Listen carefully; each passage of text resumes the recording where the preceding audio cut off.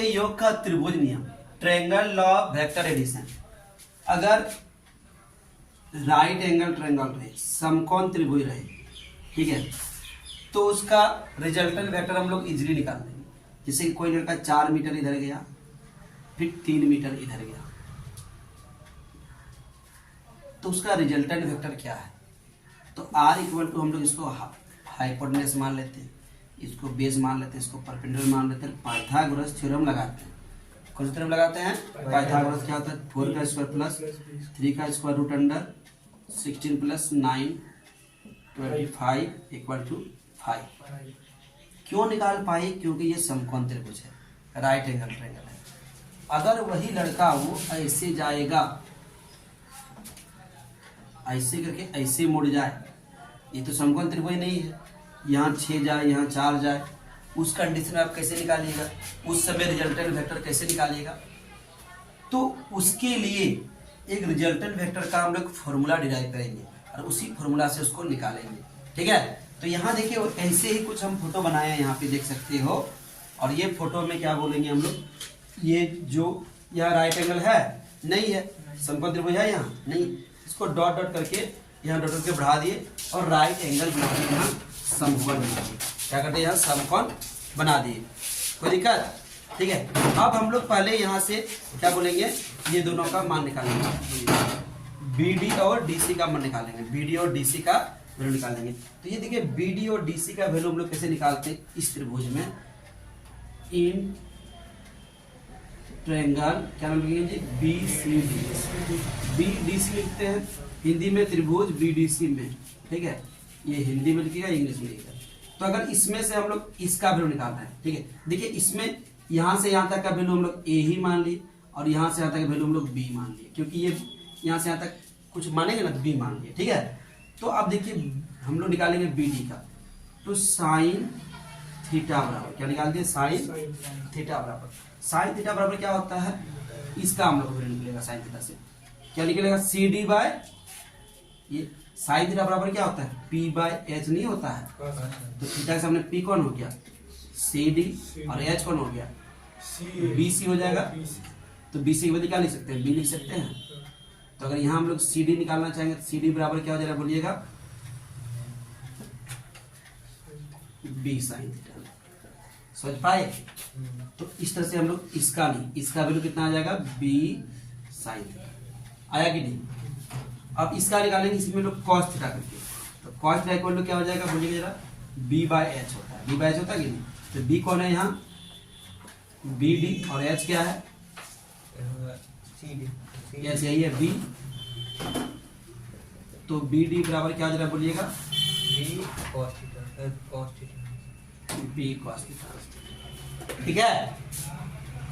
तो अब ये पूरा ट्रायंगल में देखेंगे, इन ट्रायंगल ADC, हिंदी में त्रिभुज ADC में, ADC त्रिभुज आप लोग को दिख रहा है, ये देखिए ADC है, ADC, ठीक है। अगर इसमें पाइथागोरस थ्योरम लगाएंगे, कौन सा थ्योरम लगाएंगे? Pythagoras theorem. तो पाइथागोरस थ्योरम लगाएंगे, क्या देंगे? AC का स्क्वायर, क्या लेंगे? AC का स्क्वायर बराबर क्या हो जाएगा? यहाँ से यहाँ तक क्या है? AD का स्क्वायर प्लस क्या हो जाएगा? यहाँ से यहाँ तक DC का स्क्वायर।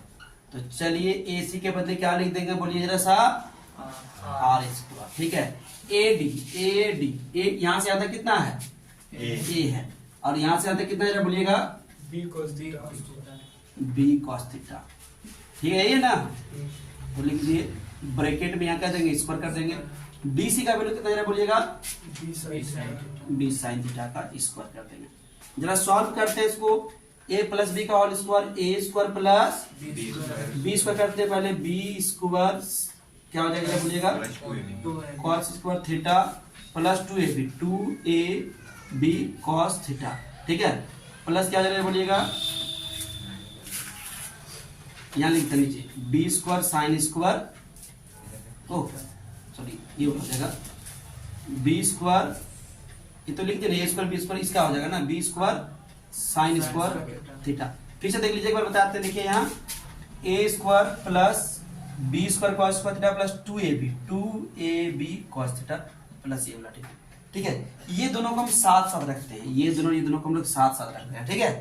तो क्या हो जाएगा, जरा देखिएगा इधर, ए स्क्वायर, ये दोनों में कॉमन क्या जाएगा, जरा बोलिएगा, बी स्क्वायर कॉमन आ जाएगा। यहाँ क्या बचेगा, cos square theta plus sine square theta, नहीं बचेगा, प्लस यहाँ क्या बचेगा, 2ab cos, ठीक है।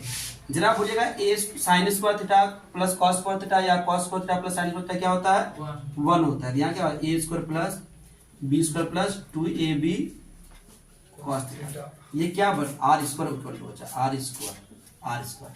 अगर हम लोग रिजल्टेंट वेक्टर आर निकालना चाहें तो आर इक्वल टू क्या हो जाएगा, बोलिएगा, root under a square plus b square plus 2ab cos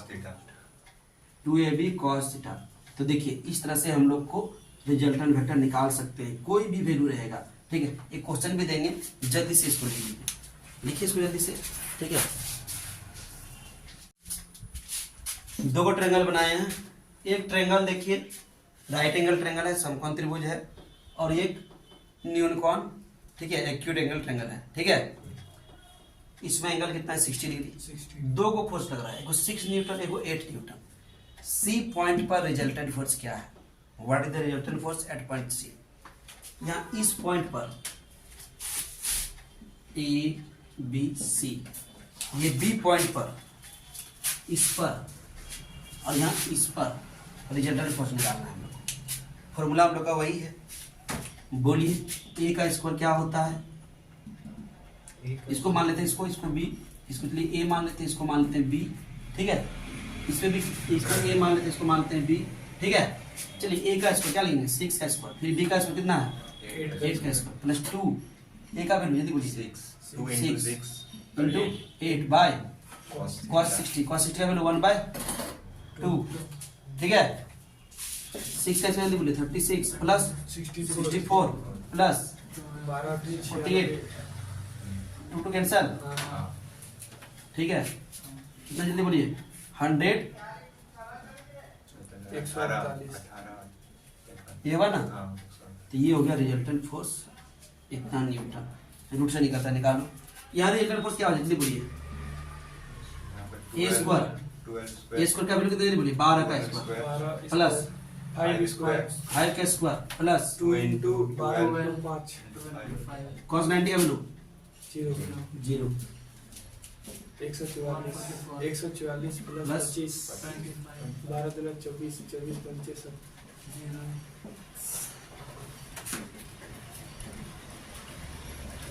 ठीक है। देखो फाइनली ये पाइथागोरस ही प्रमेय है। पाइथागोरस थ्योरम कहाँ से आया, इससे डिराइव रिजल्टेंट वेक्टर से। देखो डायरेक्ट हम लोग पाइथागोरस थ्योरम से लगा सकते थे, क्योंकि राइट एंगल ट्रायंगल है, इसमें पाइथागोरस थ्योरम लग सकता था, लेकिन हम लोग वेक्टर वाला से लगाए, तो ये 90 का क्या हुआ, cos 0 हो गया। तो फाइनली क्या हुआ, B square plus T square, base square plus height का स्क्वायर परपेंडिकुलर स्क्वायर, यह बी, ये ऐसा बी है ना, ठीक है। तो वही से निकला, लेकिन इसके थ्रू से निकाले तो आंसर फिर से भी हो जाएगा, ठीक। तो इस तरह से हम लोग बना सकते हैं, इससे हम लोग क्या कर सकते हैं, बना सकते हैं अगर बनाना चाहते हैं तो, ठीक है। तो ये हो गया तुम लोग का एग्जाम्पल, दो एग्जाम्पल देकर दिखाई। कोई भी वैल्यू रहेगा इस तरह से हम लोग बना सकते हैं, बुक में दिया रहेगा एंगल, यहाँ 60 30 कुछ भी दिया रहेगा, आप लोग वैल्यू जानते हैं, यहाँ पुट कीजिए, थोड़ा सा कष्ट होगा लेकिन बन जाएगा, ठीक है। हाँ फॉर्मूला है, ये दोनों फॉर्मूला है, ये बोला परिणामी रिजल्टेंट वेक्टर का, ये बोला, ठीक है। ये वाला फॉर्मूला आप लोग याद रखिएगा, 11th के साथ 12th में भी काम देगा ये फॉर्मूला, 11th के साथ 12th में भी काम देगा रिजल्टेंट वेक्टर निकालने का, ठीक है। तो इसको लिख लीजिए, जल्दी से लिख लीजिए, और लाइट वहाँ ऑन कर। देखिए प्रोजेक्टाइल मोशन क्या होता है, प्रोजेक्टाइल मोशन देखिए यहाँ फोटो बनाए हैं, ठीक है। अगर कोई बॉडी को हम लोग अपवार्ड ऊपर की ओर कुछ वेलोसिटी के साथ फेंकेंगे, ठीक है, तो जब वो जाएगा ऐसे करके सीधे जाना चाहेगा, लेकिन जब उसका वेलोसिटी कम हो जाएगा, ठीक है, ठीक है, ऐसे करके हम बॉडी को फेंके, ऐसे करके, अब वो ऐसे गिरेगा नहीं गिरेगा, वो ऐसे करके ऐसे करके ऐसे गिरेगा, समझेगा नहीं, ठीक है। और डायग्राम में थोड़ा सा अच्छा से बना दिए हैं, तो वो ऐसे गिरेगा, ये नहीं कि ऐसे करके गया खटाक से ऐसे गिर गया, नहीं गिरेगा ऐसे, ठीक है। ग्रेविटी क्योंकि धीरे धीरे धीरे धीरे, पहले ग्रेविटी कम लग रहा है, कम लग, जैसे नीचे आएगा वैसे वैसे इसका पथ स्ट्रेट होता है, क्योंकि जितना नजदीक अर्थ के आएगा उतना ग्रेविटी ज्यादा रहेगा, ठीक है। तो जब बॉडी अर्थ के कांटेक्ट के आसपास के क्लोज आएगा, अर्थ के क्लोज आएगा, तो इसका पथ स्ट्रेट होता जाएगा, क्योंकि अर्थ तेजी से खींचेगा, ठीक है। तो इस टाइप के मोशन को हम लोग बोलते हैं प्रोजेक्टाइल मोशन। इसमें क्या होता है, बॉडी को हम लोग फेंक दिया पृथ्वी का गुरुत्वाकर्षण क्षेत्र के अधीन में, ठीक है, अंडर द ग्रेविटी। ऐसे हम लोग इसको फेंके, ऐसे करके मान लीजिए ऐसे करके हम लोग फेंके इसको, तो ये इसको फेंक देने के बाद हम लोग हाथ से पकड़े इसको क्या नहीं। तो इस पर अभी कौन बल लग रहा है, ग्रेविटी लग रहा है। कौन सा बल लग रहा है, ग्रेविटी। तो अंडर द ग्रेविटी, ठीक है। तो जब फेंकते हैं तो इसका मोशन को क्या कहते हैं, प्रोजेक्टाइल मोशन, ठीक है। और वो वस्तु, जैसे कि ये मार्कर है, इस मार्कर को मार्कर ना कहकर बोलेंगे प्रोजेक्टाइल जा रहा है। कौन जा रहा है, प्रोजेक्टाइल जा रहा है, ठीक है। उस बॉडी का, उस वस्तु का नाम हो जाएगा प्रोजेक्टाइल, हिंदी में उसको प्रक्षेप बोलेंगे, ठीक है। और वो जिस रास्ता में जाएगा उस रास्ता का नाम है ट्रेजेक्ट्री, हिंदी में प्रक्षेपी पथ, ठीक है। उस रास्ता का नाम क्या है, ट्रेजेक्ट्री। देख लीजिए एक बार, ठीक है। पहला फॉर्मूला एस बल T plus half it square, S के बदले 0 पुट कर दिए, ठीक है। यू के बदले यू साइन थीटा, टी के बदले कैपिटल टी, हाफ ए के बदले माइनस जी, इसलिए माइनस आ गया, ठीक है। तो यह देखिए इसको इधर कर दिए, एक टी कैंसिल हो गया, 2 को ऊपर किए, जी को नीचे किए, ठीक है। ये आ गया उड्डयन काल का फॉर्मूला, ठीक है। और ये पूरा फॉर्मूला है time taken to reach maximum height. यहाँ मैक्सिमम हाइट तक, यहाँ तक आने में कितना टाइम लगेगा उसका फॉर्मूला है, ठीक है। इसका फॉर्मूला ये, ठीक है। एक और फॉर्मूला यहाँ देखिए मैक्सिमम हाइट का। मैक्सिमम हाइट का हम लोग गति का तीसरा समीकरण लिए, third equation of motion, v square equal to u square plus 2s। कोई भी बॉडी को जब हम लोग ऊपर फेंकेंगे तो ये देखिए लास्ट में कहीं कहीं आके रुकेगा ही कि चलते रहेगा, रुकेगा ना कहीं पे। तो इसलिए हम लोग फाइनल वैल्यू 0 मान लिए। इसके u के बदले हम लोग लिखे u sine theta, square square दिए, 2 के बदले 2 लिखे, a के बदले माइनस जी लिखे, s के बदले s लिखे। इधर के सॉल्व किए, ये आ गया, ठीक है। कितना डिस्टेंस ट्रेवल करता है, हॉरिजॉन्टल डायरेक्शन में। तो डिस्टेंस इक्वल टू क्या होता है, स्पीड इनटू टाइम। तो स्पीड के बदले हॉरिजॉन्टल स्पीड लिखे, टाइम के बदले टाइम ऑफ फ्लाइट पुट किए। यहाँ देखिए u इंटू यू स्क्वायर हो गया, 2 sine theta cos theta, 2 sine theta cos theta formula क्या होता है, साइन 2 थीटा, ठीक है। और ये हम लोग का आ गया फाइनली रूट, ठीक है। जल्दी इसको लिख लीजिए, हो ही गया होगा। कल इसका न्यूमेरिकल बनाएंगे आपको, ठीक है।